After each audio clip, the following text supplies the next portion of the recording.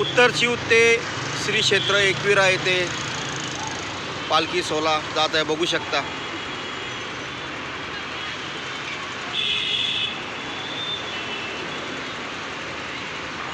कलंबूलचा spot आहे, तिथे भरपूर प्रमाणात ट्रॅफिक आहे. नक्कीच बघू शकता, गाड्यांची वर्दळी खूप आहे.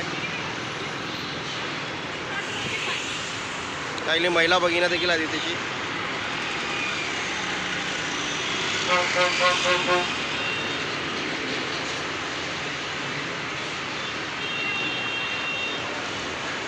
बघू शकता खूप मोठ्या प्रमाणात पब्लिक आणि रथ देखील जात आहे. श्री क्षेत्र एकविरा येथे भक्त जात आहेत.